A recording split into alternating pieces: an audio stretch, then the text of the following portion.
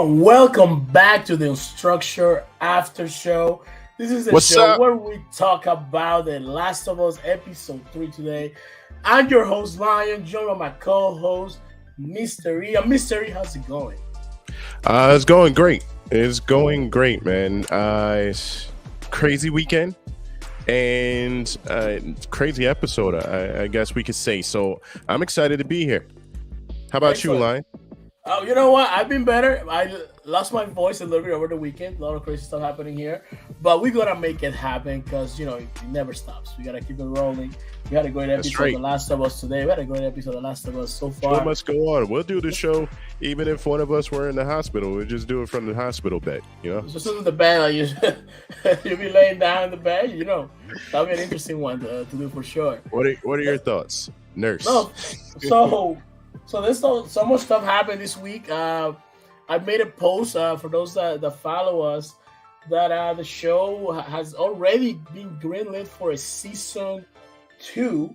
So Neil Druckmann posted on his Twitter with a nice little video about season 2. Need a big round of applause for that one too. That's huge. Kudos. Yeah. Only 2 episodes, right? This is the accolade. So this is the second highest premiere they had behind House of the Dragon, one of the shows that we also covered. So that's one. Then we also have in the last few days, this was number 22 million people have checked out the show so far, watched the show, the episode 1 and episode 2 combined. That's huge numbers for a brand new series on HBO. Just to put it into perspective, I don't think you don't have the same level of reach with something like Euphoria. Euphoria is a very popular show. I think they do about 4 or 5 million viewers, or even less than really. That. So you have.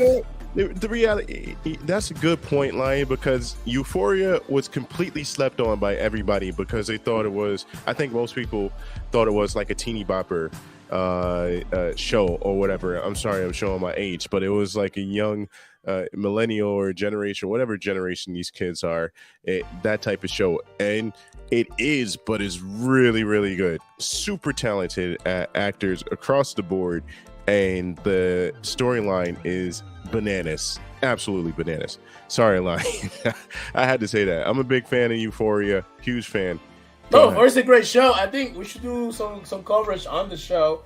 We missed the chance on the last season, but hey, it's always another one, right? So the show is right behind House of the Dragon. Not just that, getting that second season lit after only 2 episodes. There's something to be said about it. One thing that HBO does really well. They let you know in advance these shows are getting renewed. Because investing so much time on a TV show and then not being able to get a continuation on a story that you attach yourself to or fall in love with, and then you find out at the end of the season that the show's not going to return. And you're like, you just wasted your time in essence. I mean, this is your leisure time, but you also connect and you want to see these stories come to a fulfillment. You agree? I totally agree with you, dude. Like, there's what's that show about it was on TNT or something, one of those cable stations. You know it because we both watched it. It's about the Middle East. You had a U.S. guy. His brother was, or his father was Tyrant. Oh my God, that was Tyrant. such a great show. Jeez. Tyrant. Can you just finish it, man? I know they're not going to bring it back, but man, that was a good show. And like you said, I watched 2 seasons and got nothing for it. We got no type of resolution, and it was the second season they really heightened things, and so they upped the ante. And you're looking at it to see how things get resolved, and there's nothing. They ended in a cliffhanger as well, so that second season was in a cliffhanger. And it's a really good show. It's a very different show than what we're normally used to getting. And we just didn't get a continuation. Great acting on that as well. I would have hoped. Sorry. There were other shows as well that I tend to follow, and then they get canceled halfway, at the end of the season.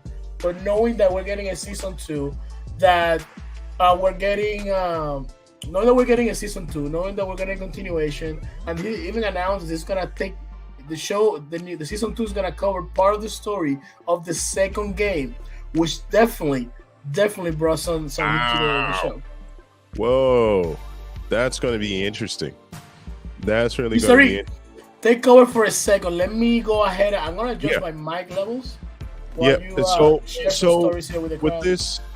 With this particular news is super exciting because one, as you all know, I don't play the video game, but I have done the research, and my understanding is that the second season is a little bit different. It's a little bit controversial amongst the How do I sound that for you? leaders, and I wonder whether they're going to appease the original fan base, or whether they're by adjusting the plot and everything like that, or whether they're just going to do their thing and keep it real, keep it the way that they see it, or whether they do a little bit of both, which we've seen thus far, where if they have deviated from the original storyline of the TV show, it's been because they saw the benefit of enriching it. They thought that it would actually make it better, and thus far, I have to say, as a non-gamer, I think that it has.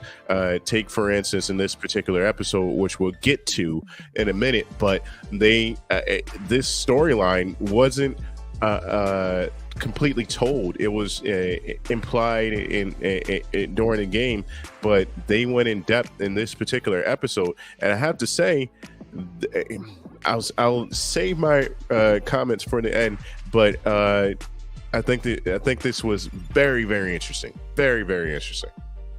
Not just that, I'm glad you mentioned deviation. Do I sound much better there now? A little bit. Yeah.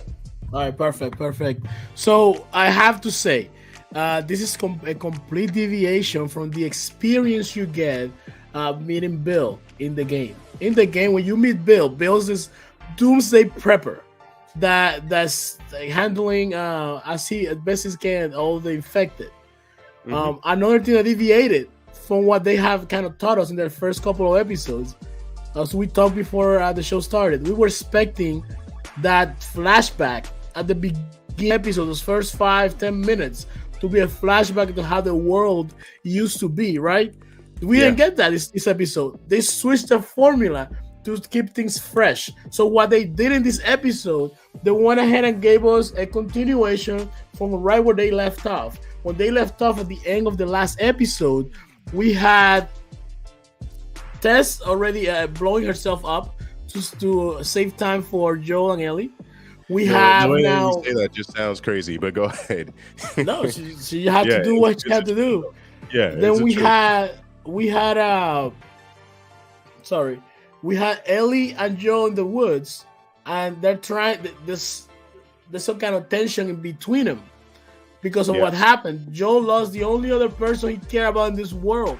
This man has lost everything. He doesn't care much about anybody. He does any job, and the person that he cared the most about is gone because of this child that he has to take from point A to point B just to fulfill that last wish of Tess, just her death's not in vain. And then with this attention, and Joe, as Ellie tried to talk to Joe goes like, "You don't need to apologize. I'm not gonna apologize. Just don't blame me for it." Ellie just gives it back to him because she's that headstrong. Was a big moment, very big. So you got yourself into this mess. You guys were doing this for a different reason, and I'm just the byproduct of it. Well, actually, Tess's death is the byproduct of it. This is not my fault. This is your fault. And that's the truth. Yeah, like, listen, you guys took the job. You decided you needed that battery so bad. So why blame me that you guys decided that you wanted to do? Every decision, every action has a consequence, and this is what happened. So Ellie's not feeling too sympathetic, although we do have a very different dynamic between the two towards the end of the episode. So that's when things change. As they're moving through, we see that they reach this place, and that place is going to be Bill's. And this is when we get the flashback. We get the flashback of this doomsday prepper. And let's just say it. Nowadays, you look at someone that there's a lot of people. There's a lot of people that believe in this. You're going to say an eventual doom. You going to go there? Go ahead, Lion. No, you should go there. I'm going to go there. You got to talk about it because this is the reflection that we're getting on the episode. We have a lot of people that perhaps are mocked or made fun of that they do prep. There's companies that build doomsday vaults. Food store, you have rations, you have any survival things that you may need. You have a place to sleep underground at a location. Perhaps no one can really reach you. Something wants to go down, maybe a nuclear event or a zombie apocalypse to match the show. So exactly. You have these things that could happen, and they're ready for it. Nowadays, we look at that. That's a little wild. That's a little out there. But it's not necessarily that. If something was to go down, they'll be the only people that will be ready for what's happening. And in this episode, we see that people are being rounded up. I'm putting trucks. I'm being evacuated from the small towns to different places. As Joel explained.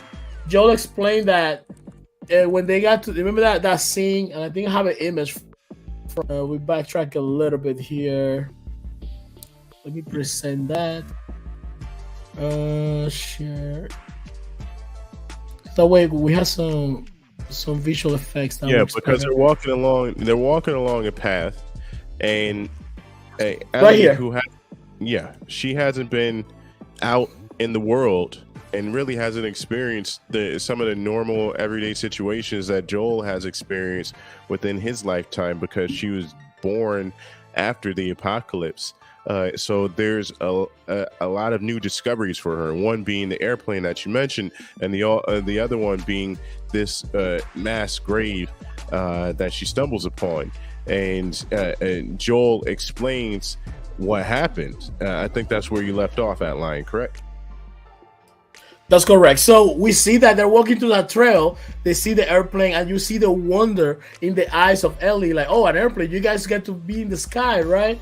And Joel goes, yeah, but look what happened. Look where they are now. And then when they get to that mass grave that Joel didn't want Ellie to see, you see the protective father that Joel is coming out, like, listen, let's take this road because I don't want you to see something that for a child may not be appropriate to see or to experience. And what does he do? Like, she playfully reacts to, you should have just made it sound more scarier, like an axe murder. And probably would have been. But when she sees the grave, she's shocked. She's taken aback. This is when we learn what the soldiers were doing when they were evacuating people. If you couldn't fit into the quarantine zone, you were just eliminated because the dead cannot be infected. This is wild. This could very well happen if some kind of event like this was to happen in real life. I think so. I think it definitely could, and I just want to start off by saying that this episode could have been its own short movie within itself. It's pretty complete. But getting back to what you're saying, it's amazing how there's a crossroads at the very beginning, right where you left off at Lion, which is the mass grave. What you see is they show a piece of cloth which was from this woman, and she was one of the people that was rounded up to go to one of the neutral zones or whatever, the QZs, right? She never made it. She ended up in the mass grave, and that could have been Bill had he not took it upon himself to hide in his own bunker, which he already had because he was already prepping. And once the army left, he went and built his own zone for himself, right? Made his own life. It was a wonderful life. This guy did his thing, and we'll go deep in depth. But I just want to point that out, that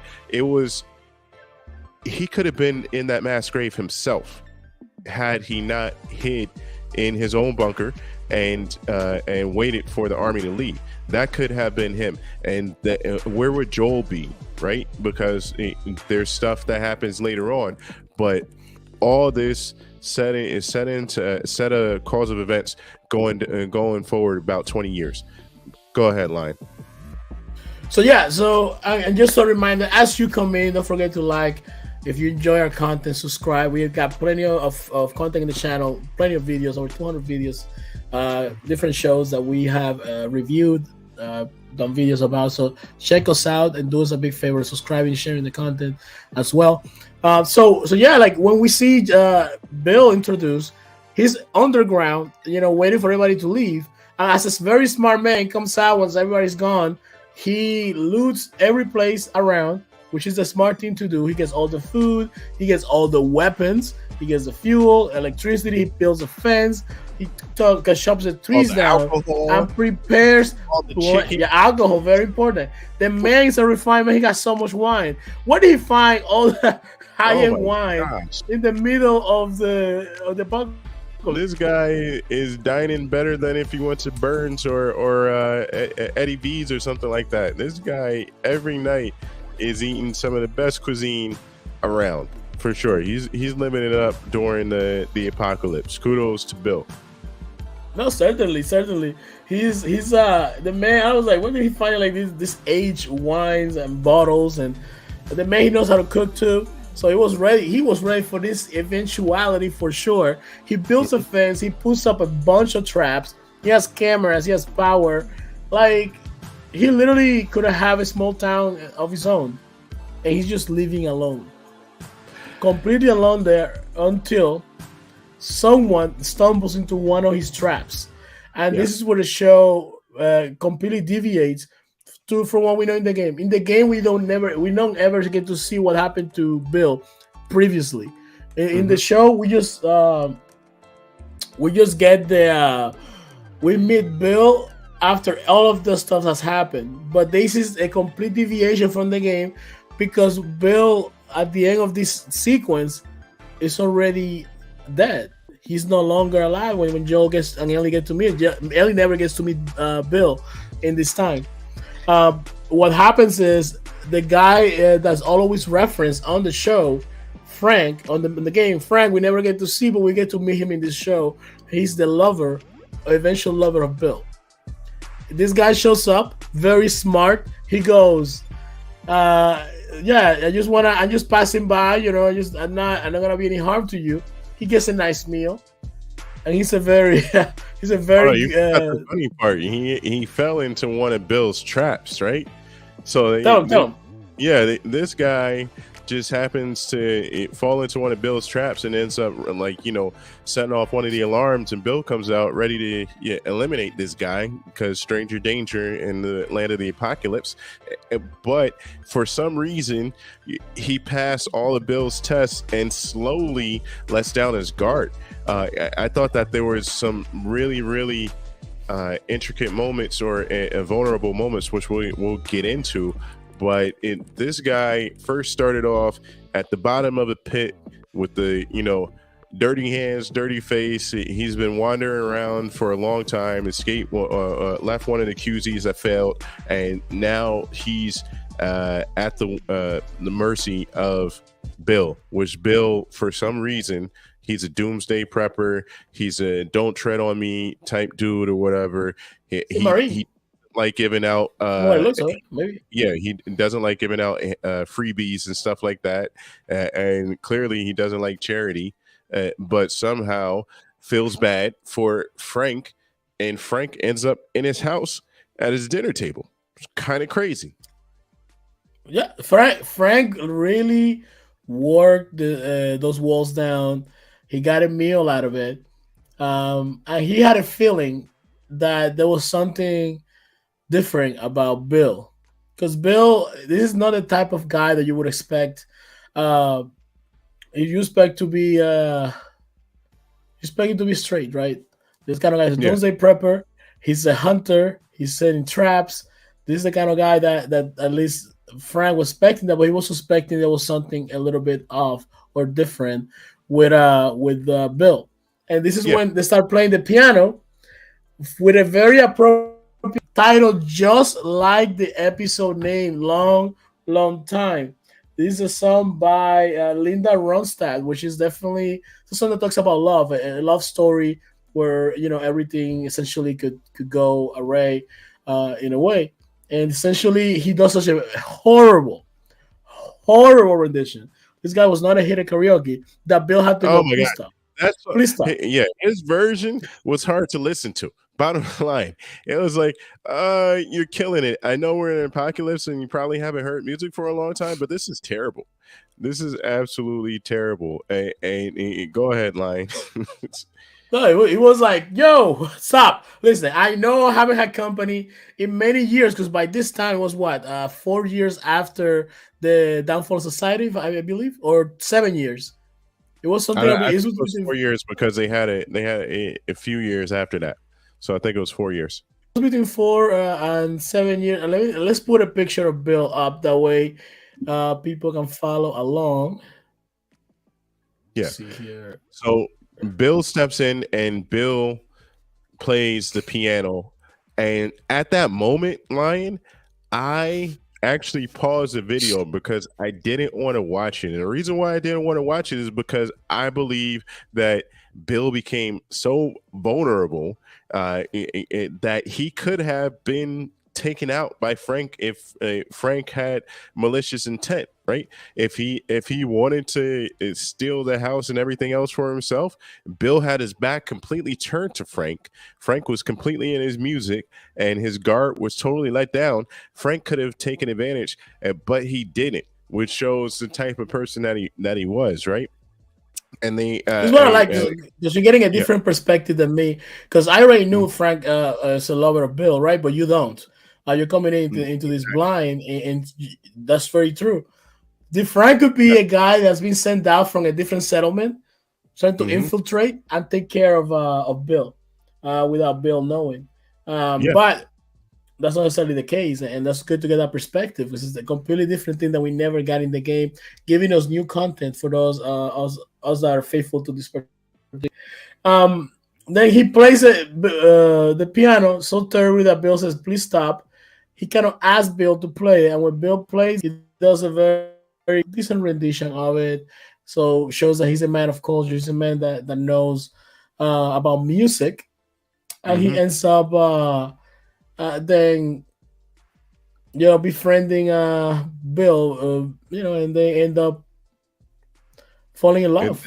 The timeline jumps 3 years down the road, which is crazy. That's when we get the 7. Yeah, exactly. That's where you get the 7 years. Look, I'm gonna give it away. Because let's say Frank was like, Frank's a player. Frank was like flirting with the man. Frank was like, "Oh, you're new to this?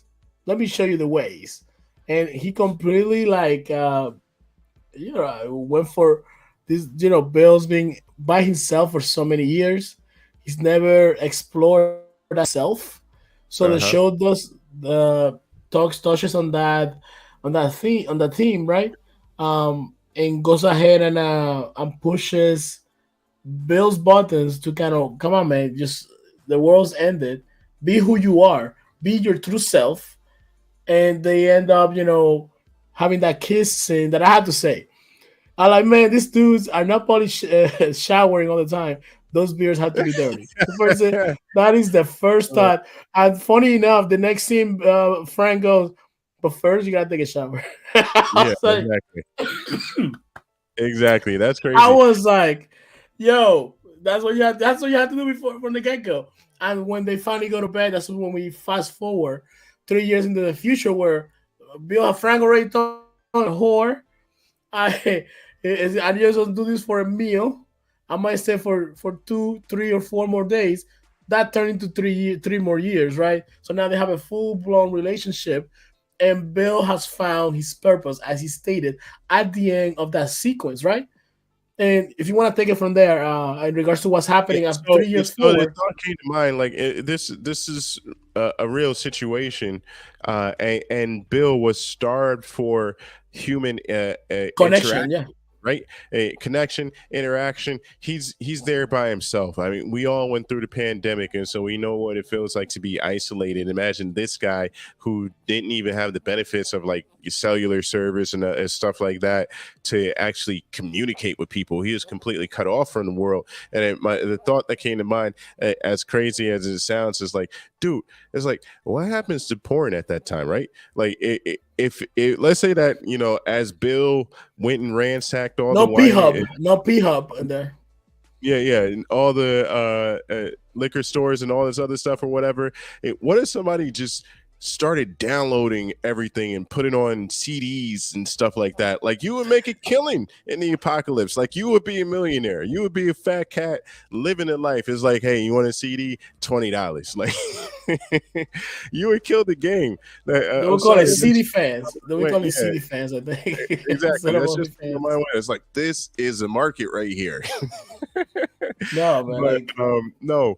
So it was very interesting because their relationship, Bill and Frank's relationship, grew, and I keep on wanting to say Bill and Ted. They're the new Bill couple. But anyway, Bill and Frank's relationship grew, and they were polar opposites. It's clear, right? Because Bill's an introvert, Bill's conservative, and Frank is a little bit more liberal, right? So Bill was more than content only those two interacting and talking to each other for the rest of their existence, and Bill doesn't have to talk to a third person ever in his life. However, Frank has that need to still be human and still live life to its fullest, even in this dire time.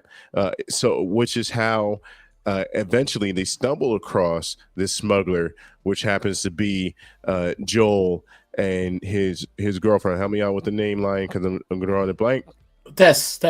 Sorry, Joel and Tess. So it's amazing because, like I said, it's a story within itself, which it goes on beyond the first introduction of Joel and Tess. However, it shows how their paths cross, which was interesting because up until that time, even as captivating as the story was in this particular episode, the question still remained: how does this coexist or intersect with Joel and his story, right? So then we get the answer, and then you can start to fill in the blanks, and then it looks then it makes a little bit more sense, and it's like, oh, okay, smugglers need routes and they need places to go when they're out on the road. This was interesting. What were your thoughts, Lion? Real quick, shout out to Room. Thank you for showing up. Well, we have not done the episode rating yet. We just started. We were a little behind. You know how we always do. We're always late to things, to places. So that's how we do. So shout out to you. An excellent adventure for sure. It was different than what we got in the game. You're familiar with the game, so it's completely deviated from that completely. So thanks for showing up, man. So yeah, this is interesting because when we had that scene at the table, eventually Frank has those concerns. Frank has some concerns when we fast forward to the future, right? Where he wants to fix up the town. He wants to make it look more lived in, more personalized. He wants to fix some of the stuff. And and then he also wants to hopefully have friends eventually, and then when he discloses that he's been talking on the radio with a very nice lady, lo and behold, that nice lady is Tess. How nice is Tess? She might be nice to Joel, but Tess is a shark. Tess is a fighter. She's going for hire. Tess, though, like we saw it, she absolutely is. Like Tess is not to be messed with for sure. But Tess was like she was like the wife at a couple's dinner, right? Like double dating. What was double dating? I forget. Double dating dinner. Like she was the wife interacting with the other partner of the other couple or whatever. She had a great time in the first interaction, it seemed, with Frank. They immediately bond, and I think it was a hit. And yes, while she is a shark, she still felt like she let down her guard too, which showed a different side. This whole episode showed a different side of people, like even Joel, who's he's pissed that Tess is gone, and he's mad at Ellie for it, and he's mad at the world. His brother is still out there and all this other stuff, but he still found a bond with Bill, and Bill is hilarious in their own way. Yes, because they're the same kind of person. They don't trust anybody else. And like Rue was saying, Frank is crazy. Frank is too trusting. You cannot have someone just from the outskirts Yeah, he may have give you something. He may have let you clap some cheeks, but listen, you cannot let that be the fault of mankind of your own town that you protecting. But Frank needed that. I mean, let's keep it real. 4 years, nothing going on.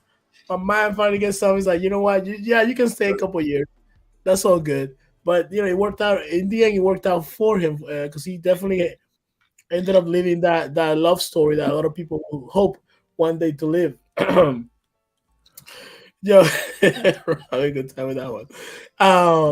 Yeah, and then when we get to the scene that they're at the table, we the reluctant Bill is holding a gun pointed at Joel while they Yeah, eat I think it was breakfast or lunch. I didn't get to see what's on the plate. That it was if you got yeah. I that, don't know, but it was midday. Go ahead. so it had to be some kind of lunch. And Tess and Frank are connecting and jabbering, and oh, let me show you inside the house. Bill like, no, don't do it. It's too late. They already went inside. It's like the both partners seems to be the leaders of that relationship because Tess pushes Joe forward and Frank pushes Bill to things that he's not comfortable with, and that's where the dynamic evolves for both relationships, as we can see there. What do you think on that, Mystery? Yeah, no, absolutely. That's what I was touching on earlier. Frank and Tess hit it off immediately, and they are basically the catalyst for this long-term relationship that Joel, Tess, Frank, and Bill have throughout the years, right? And the thing that I really enjoyed about this particular episode is because we've seen it's the third week. We've seen 3 different episodes, and we've now been told stories from different sides. Right now, this show has succeeded, and this is a game, ladies and gentlemen, which historically video games don't do well, right? So, but this one is doing well so far, and they're doing it in a different way. Is that they're telling a story from a different person's point of view almost every week thus far, right? And this is their truth, and they're not trying to, create some type of good and evil, super righteous type character or whatnot. We got to get behind the lens of Frank and Bill today and understand what their truth and what their life looked like, right? And everything that went along with it, which we're getting to basically what their truth was and how everything ended. But I fell for them. Like I felt like I lived that life with them right now, right? From the garden to the fixing up the different stores and stuff like that, the interaction with people, their interaction with each other, and as far as being opposites and stuff like that. This was a really good episode and showed a different perspective as opposed to some of the other shows where they show they're strictly telling it mostly from a single or 2 or 3 person's point of view, and that's it. So we're constantly on their side. We were on Bill and Frank's side today. Thanks for coming through our room. Yeah, catch you in the morning, and we'll address that last comment you posted at the end when we do our rating for sure. So yeah, as you were saying, like this relationship between the two couples, right? Yeah. It's something that I think, in my opinion, I think Frank was hoping for eventuality, having someone like Joel and Tess live there with them, have more people populate the city. That's the reason. And that's how that way they didn't feel so alone. I think that he would have hoped that would lead to, but that never came to fruition. Yeah. One thing I found interesting going forward with the episode is that we have an encounter with other people trying to breach the perimeter with Bill's town, and it makes me think we haven't really got too many encounters with other humans in the wild by the Fedra. And this is the first time we get on the flashback the potential of danger from whoever was trying to breach Bill's town. We see the traps that he has are very, very effective. The man had Is it? flamethrowers taking care of people out there. It is insane that he was actually successful against them because I would have bet my money against Bill for sure. I mean, it's just because of the numbers. However, Bill prepared well and really was able to even things out. Did he prepare well? The man had flamethrowers. Come on, he Yeah, had flamethrowers. He had mines. He had all kinds of weapons out there. Like only Joe, I guess, knew how to go around those things. But the yeah, man, it was he was insane. ready for it. It was insane. Like these people got what they wanted, which was a whole bunch of trouble. Certainly. So this is the first encounter we really see with others. And in this encounter, I had to be like, Frank, man, what are you doing? Bill's handling things just fine. He's getting everybody. He's taking care of everyone that's out there. And Frank is trying to go outside to see either grab a gun or stay indoors because he's not gonna. He's just like distracting Bill, and in that distraction, Bill gets shot in the stomach and has to be taken care of. Yeah. And this is what I was like. It was like a whoa, what's going to happen here moment because they made it seem as if Bill died at that moment. Do you think? Do you feel the same way? Like when you saw Bill on the table, they put the alcohol, and Bill's like eyes are just wide open and it's not moving. I'm like, did they just kill Bill over that? Is that what So it was? yeah, and I think it started a little bit earlier than that because Bill, like in a scene or two before that, Bill had apologized to Frank for aging faster than him. He said, "I'm sorry that I'm getting older than you," which means that you Frank will have to take care of me, Bill. And Frank said, "No, you're good." But lo and behold, after the attempted invasion scene, it's Frank the one that ages faster because of his disease. I'm not sure exactly what it is. It could be MS. It could be something else. But whatever his disease is, it cripples him. It cripples Frank.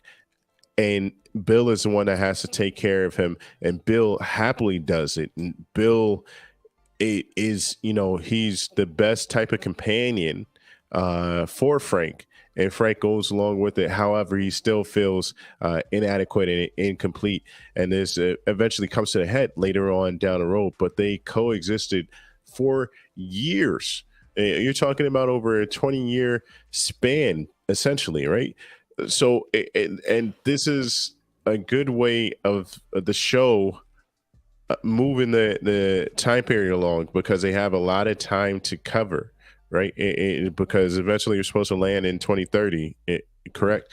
So we're going from 2003, September 24th, 2003 to sometime in 2030. And you see like these characters are getting old. So even if they're able to survive everything and they're successful at everything, you can't escape time.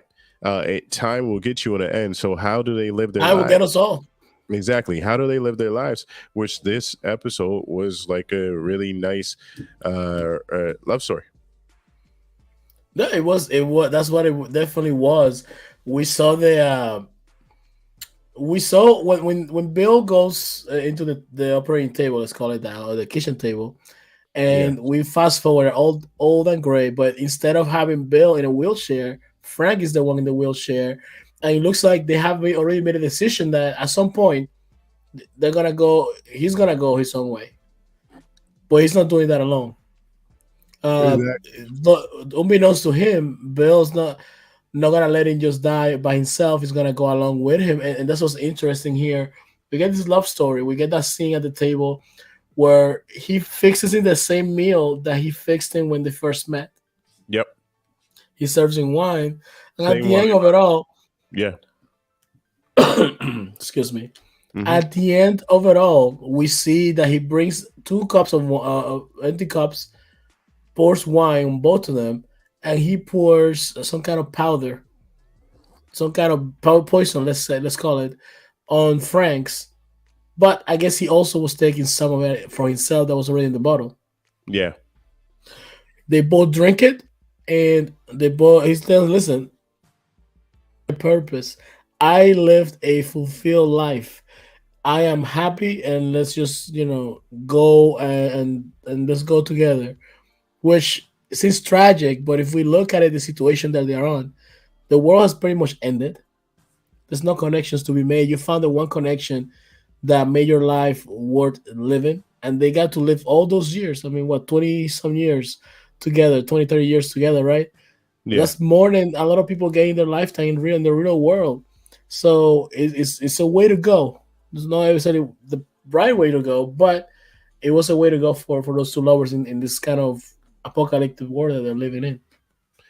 Yeah, absolutely. I mean, it's a modern day Romeo and Juliet story, or Romeo and Romeo story. It's very. Romeo, Romeo stuff. I mean, yeah, Romeo and Romeo. It is a very intriguing and gut wrenching story that we saw play out in this particular episode, and I was right along with them. I felt their companionship, and also the fight to stay alive. And after that, like you said, what are you fighting for? Why are you fighting to live? There's nothing. Bill had no other interaction outside of Frank, Joel, and Tess, and he didn't want any. It didn't make sense. So yeah, you might as well go into the afterlife with your partner, which is exactly what he did. But before he did that, he had the time to prepare things for his next best friend, which is Joel and Tess, and he even had time to write out a joke, which was freaking hilarious. This guy, with impending death, he writes a letter to Joel and puts in a little joke or whatever with the yeah. That was the funny part that she read it because Oh yeah. once they go to their bedroom and they go to bed, Hmm. we fast forward back to the present time where Joe and Ellie arrive at Bill's mansion, Bill's house, and we see that the plates are just there, old and dirty. The Dusty. cups are dusty. The Yep. food is already putrid. Yep. Whatever leftovers were there, so the house is empty and dead. Joe's asking, yelling out for Bill or Frank to see if they're there because they're the ones who are gonna. But as he goes checking, he starts to open the bedroom door. He can't open the door. Ellie finds the letter of what's happening, what they left him. Yeah. Funny enough, he lives in what Joe wanted from the beginning of the show, which is a car with a battery. He could literally not. He doesn't have to bring Ellie anymore. He needed a car and a battery, but to fulfill Tessa's last wish, which is the last person he really loved, he's gonna go through with it. That's what he Yeah. tells Ellie. Hey, I got a brother in Wisconsin. He used to be a firefly, so he may know where to take you. But if you come with me, these are the rules. And that's how they started their endeavor together. By this point, we see a different dynamic between Joel and Ellie. The connection is there. I see Joel and Ellie growing closer together. Joel's paternal instincts are kicking in. And that letter, when it was read to him, I think it made him realize the situation that he's in. And it made him think, listen, you don't find too many reasons to live for in this world that's pretty much dead. But when you find one, protect it and keep it safe. His used to be 10. Sadly becomes a reason for him going forward. And that's what this episode was meant to tell us, is to find a reason to live for and protect it what we got. And I think that's what they show for us here. Do you agree? Disagree on that? On that? Yeah, absolutely, dude. I mean, any one of us that have been around for a while, you start to question, what are my goals in life? What am I doing? What am I fighting for? And I'm sure that Joel asked that same question after he's lost Tess. He lost his daughter, which was the greatest loss. He just lost Bill and Frank. What else is there? Why should I continue to go on? Which there's no reason to go on except for this new person, which is Ellie. She might be the cure, which will cure all of humanity, and then we, maybe not. And he's so reluctant to it as well. If you look at, he's so reluctant. He's like, yeah, if you want to come, you gotta do it. Like, you're gonna take it regardless. This kid is going. You're going fonder of her. Yeah, he's so reluctant to hold that. The bond was beginning to form, especially after she said, whatever you say goes or whatever. She has the rules now, so the bond is beginning to form, and she's falling in line. Frank and Bill completely set Joel up. I mean, they gave him everything that he needed. Gave him hot water, gave him ammo, guns, weapons to fight with. Only food. Yeah, they gave him food. They gave him truck. They gave him battery. This was a perfect re-up. That would have never happened had they not gone passed on, right? Like Bill may have gave him a little something, but he's not giving him everything. So this needed to happen, and the way that it happened was great. It was almost poetic, which is why I think this episode could have been its own TV show or short movie by itself, because it was so complete in. From start to finish, right? Go ahead. There was a couple of things I wanted to mention. The next episode. There's a couple of things that I want to say that was kind of gloss over, and that this may point out. Earlier in the second episode, we said in the second episode of the show, if you guys, that the directors and the writers of the show have put some clues of how everything started, or what could have panned out later on. And we talked about it could have been because of the food. Right. We mentioned Joel wanting pancakes, and about not being any pancake mix because Sarah wanted pancakes, right? Yep. The cake that Joel was supposed to pick up, the cookies. So when Ellie asked the question at the beginning of the episode, hey, how did everything happen? How did everybody got infected? Is the food supply, sugar, flour, cheese, whatever, that was something that we pointed out, and this is how they pay it off, which makes a lot of sense. You get the food supply, contaminated. Who's gonna be safe, really? There's not too many people. I even mentioned if you consume too much of it, you have a lot of us that we love cakes, we love sweets, we love those kind of foods. And if you're not on a keto diet, you're pretty much susceptible to being infected. The other thing that we kind of glossed over was when they find the department store, the pharmacy, whatever they were, Ellie finds an infected crushed under the rocks. That all you can see is like the head and the face. And we see the great detail of what this infected looked like. And we see that infected, I found it curious, and I know this is a clue that we may see payoff in the future episodes. The infected didn't react too aggressive towards Ellie. You notice that? Like, he was there crushing the weight of those boulders. And it even didn't react when Ellie just cut his head open. And it's like Ellie was entranced by this infected. Do you think the infected know that Ellie is somewhat connected to them? Something that may add that she may have some kind of connection, some kind of control over them, some kind of way to kind of understand each other. Because she technically has been bitten twice. She may not be infected because she may not be susceptible to it, but that may make her immune to them kind of being aggressive towards her. Eventually, she just ends him. What do you think? Do you think that might be a clue that may pay off later in the future episodes? I don't think so. I don't see how it is. I mean, maybe so, but I definitely don't see the connection. You don't see it right now? Yeah, no, I don't see it. So I'm curious because I don't even think in the synopsis of the game show did I figure out the connection between her and the bacteria. So that's very interesting that you brought it up because I wonder if they'll ever address that. The other thing I want to point out, he finds a gun in Bill's house, hidden somewhere, and she's been telling from the last couple of episodes, asking Joel if she could have a gun. She gets told no. She know the rules is she has to do whatever Joel says she has to do. Right? She Right. finds that gun while he's showering. She hides it. I think this may cause some issues for them in the future. Do you agree? Uh, I think it'll solve some issues for them in the future because I almost predict that Joel's going to get in a tight spot and she's going to whip out the heater and resolve everything. That's almost the way I see it. Friend of the show, the cowboy from and now your mama knows. It's like he just finished the show. What's going What up, on, Cowboy?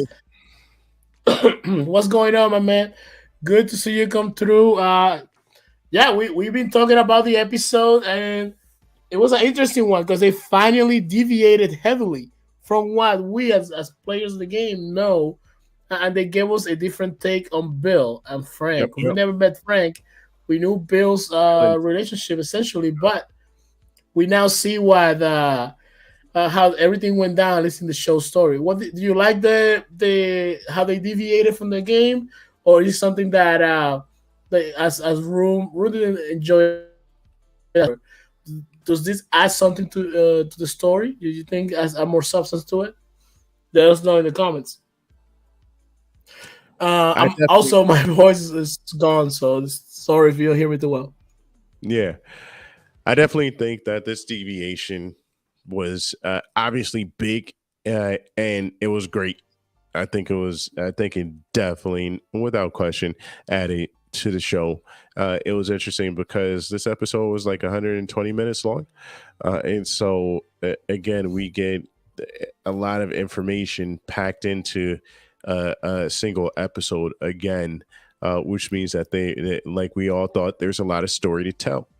So I think that this deviation, this explanation or a timeline of the relationship between Frank and Bill was a great story to tell, and they did it well. See here it says, yeah, man, I had to pop in, but yeah, they changed everything in this episode. I thought it was pretty good, but I would have rather stay with the game. This didn't push the story further, and it took from the game.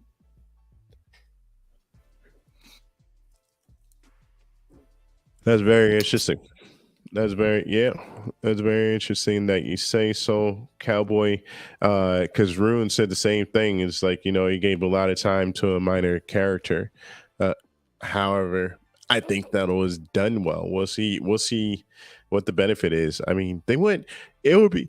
It's interesting because let's say that they did the same thing, but they did it in a regular episode, 48 to 60 minutes long, right? As opposed to 120 minutes long, or no, an hour and 20 minutes long, 80 minutes long, um, like they did in this particular episode.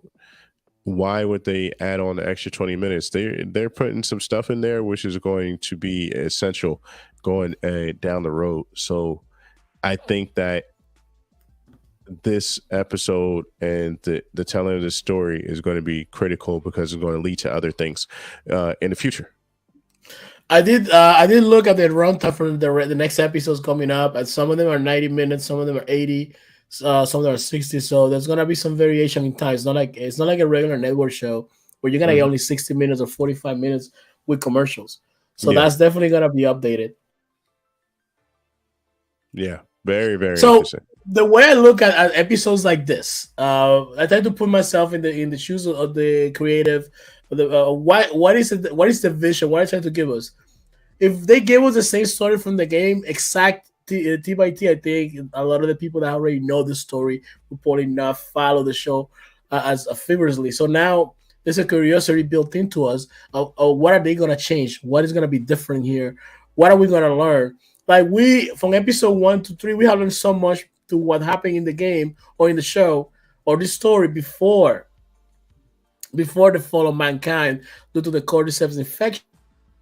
We talked about it off camera that those first 5-10 minutes when they do those flashbacks, it's always so good to we learn so much, and there is so much a switch of formula where the first 10 minutes were just Joe and Ellie talking and connecting, and the Yep. flashback was the story of Bill. Yeah, this wasn't a 5 minute flashback. This was a full, just about a full episode flashback, which is different from what they've done in the past. And again, I can't say it enough. I think they executed well in this particular flashback. It told a lot of things, starting from the fact that Bill escaped certain death if he had gotten on that convoy with the military. And because he didn't do that, that benefited Joel and Tess and everybody else down the line. So it's huge. This is huge. So we'll see. So he's saying, I think they felt the part of the game didn't need to show. It wasn't that big of a deal. So I guess they figured they could wrap that part in the game in one episode. It's all good. But you know what else? That part, when you meet Bill, is mostly gameplay as well. You get a few scenes here and there with him, but it's mostly gameplay. So I think they're filling in those gameplay sections because we can really gameplay on a TV show with with a story and substance for the show. Let's see here. Yeah. I disagree with adaptation of video games and fans. We always wanted to be exact as the game, but we want to see can actors pull off the game is it. That's why we don't like this change. I'm different. I enjoy substance. I want to because I want to get more of the story. I would be more upset if they deviated with the main characters. Like if Joel was some kind of happy-go-lucky guy that's always making jokes and change the personality of the character. But if you change certain things on support characters and some support stories, I'm not upset about that. I think this added some substance to it. This show a ballad of how terrible the situation is right now in this world. When you find that connection, you protect it, and it's kind of foreshadowing that Joel's gonna realize this, and he's gonna start connecting with Ellie due to this. Yeah, for sure. I think there's definitely added to the series. We'll see. Time will tell. Lion, what were your thoughts overall? So before you go ahead. Before you go that one thing I forgot I was gonna go in. My apologies. We discussed the situation about the gun that Ellie picked up, and we discussed about the cordyceps. Excuse me. Yeah. The one thing that I think to address Rune's comment here. Yeah. Did the episode feel like a filler? Yes, it did feel like a filler, but in a good way. Because he gave us we learned a lot about the world. The theory that we had on episode 2 on how the infected came to be, which was a food supply, came through. So we paid off some of the stuff that we saw from episode 1, paid off on episode 3. So it let us know that we need to pay attention to the small details in the show because they're gonna be paying off later on down the line. And I wonder if the what we saw slicing the head of the infected is gonna pay off as well. See, Lion, I'm going to challenge you on that because here's the thing, though. I think they had mentioned a few episodes ago, they were talking about authenticity and integrity of the show. Let's play devil's advocate and say that they did like the game show where they only showed like, you know, Joel had a friend named Bill, and now Joel uses all his supplies in a TV show. That would come off as extremely convenient. Like, you know, if we're talking about Walking Dead, what if Rick had a friend that was in the military and, you know, he got to use his tanks and all this other stuff? It's like, oh, that's like, it's super, super convenient. What if Gilligan had a friend who had a boat and he had a cell phone, even though it's like the 1960s or whatever, blah, blah, blah. Like, what's the story? How does he go by that? Right. So the fact that this guy evaded the military and it created this utopia or whatever, this safe zone by himself, and was content and being in solitude all by himself for years until he found a guy, and then this new guy Frank completely made Bill violate his beliefs and stuff like that by interacting with additional people, which happened to be Joel and Tess, and therefore that became lifelong a friendship of over 20 years, which in that 20 years benefited both of them because Frank was getting medicine from Joel and Joel was getting weapons and stuff like that, blah, blah, blah. But then it comes to an end. However, Joel still can benefit from some of the stuff that they have. That's more logical and that's more authentic and believable than, oh, he had a friend that has a lot of guns, so we can just use those or whatever story goes on. I think this was necessary. It was necessary, yeah. It doesn't like I was trying to say, it doesn't push the story forward, but it gives a lot of. Also, listen, cowboy. Listen, the lion has to rule over his kingdom. So yeah, sometimes you gotta party it out. I went to karaoke, lost my voice. It was a cold day, but listen, I'm here, and the show must go on. Doesn't matter what happens. It's how we do it. You know it better than anybody else, my man. Yes. You do the stream every Monday to Thursday, sometimes Friday, sometimes Saturday and Sunday. You do 30 days. So hey, I'm taking cues from you, man. There For you go. sure. I said it was fun because he didn't push the story forward. It's a story beautifully told. So he enjoyed it. So yes, it was a beautiful. Now we're gonna do the part of the show where we're gonna rearrange the episode. A mystery. I know you enjoy the episode and you enjoy the show. So you were very rough on the show last week. Yep. You made a short about it. 6.5. They earned it. But this year, or this episode, not this year. And you even made a short about it, bragging that you gave the episode a 6.5, which is an insult, my man. That's an insult. That's right. I said it. I don't think people agree with you. I don't think people agree with you on the 6.5. They weren't being honest with themselves. It's all good. And I'm just joking. This episode, I'm gonna give a 9, and I know I'm gonna ruffle some feathers here. I just thought one, it was a great story. It was a complete story. For instance, like I said, this could have been its own. It was the Sheiks. It was the Sheiks. Yeah, his own short story on Netflix, because you know how they like to end movies real quickly or whatever. The end, but it filled up a hole. If it's a filler episode, is because there was a gap that was left open, and this filled in a gap for me within the story of Joel and Ellie going forward. What were your thoughts, Lion? Let me read this comment real quick. The thing is, the main story was for Joel to find his brother in the game. They met up with Bill, but that didn't do a thing to shortcut him for finding his brother. But Lion's right in the game. If I'm not mistaken, in the game, him and his brother are not in good terms. So I don't think he was. This whole thing plays out a little bit differently on how it's supposed to be. But the goal was to always get Ellie to where she needs to be. So we'll see how this plays out in the next weeks coming forward. Yep. Now, you give me a 9 to this episode because the story it was wonderful. Nick Offerman did an amazing job. I was looking forward to seeing him play Bill, and listen, he killed it. I think he did an amazing job at it. On this episode, I'm giving it 8 for the episode. Hater. I enjoyed it. Hater. I enjoyed it. I probably will watch it again and get more stuff out of it. That's how I normally do. I have to rewatch it. We started the show so soon after the episode airs that I don't get to absorb all of it right away. What did you guys rate it in the comments?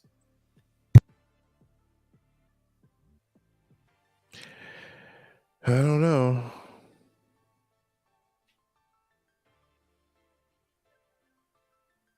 The game, I don't remember him looking for his brother because he was in trouble because they weren't getting along.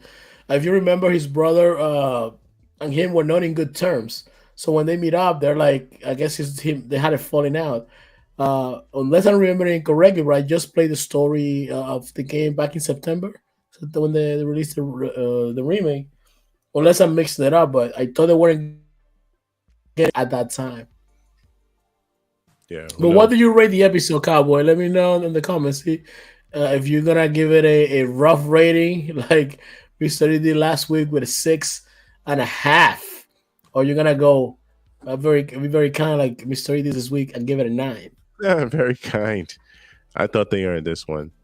Give them a 9. I'm still waiting for, Frank Swanson, man. Frank Swanson was building a house and all kind of traps in there. So he did his thing for sure. It's all good. That's gonna about does it for this episode with us. My voice is completely about to go out. So Hmm. let's see here. We got it right. We got the rating in. Cowboy says, I give this episode a 7. This is the best game I play and I beat in a few times. I'm very critical about it, so changing up so much is slow for me. Now I would like the now I did like the episode. And this is important because Cowboy doesn't really beat games. It's a little it's a little jab at Cowboy. Cowboy Yeah, just tries them. He just tries when he beats a game, that means it's a really good still game. better than me But because I don't even own a console and I suck at video games, so it's all good. You're winning. oh, you don't need to own a console, Mister. You can just get something that's a cloud service like Stadia. Oh, Stadia's dead. Anyway,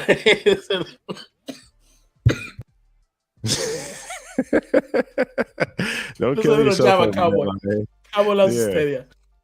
yeah. But anyway, Mister, final thoughts. Great episode. Really looking forward to episode 3. I wonder how he's going to connect with his brother. He meaning Joel. And that's it. What are your thoughts, Line?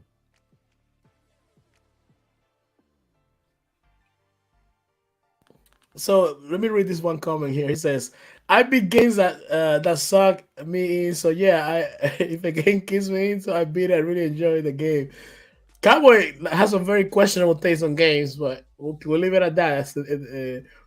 More of a discussion for his channel that we can, we can get into it. There you Um, go.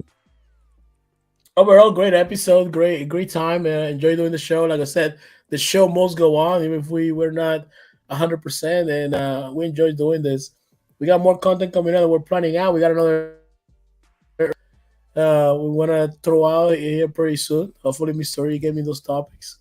Once we get that, get that settled, we'll we'll have more content for you guys coming up. We're gonna have some updates on the foundation and the Wheel of Time as well.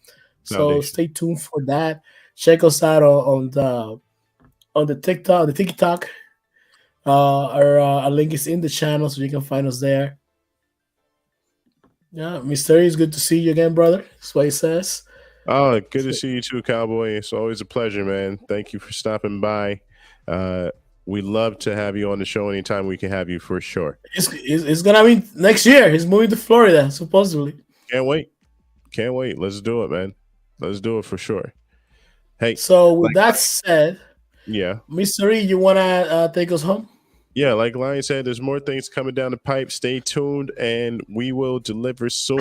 Until then, I'm E, this is Lion, and we are. On structure. That's right.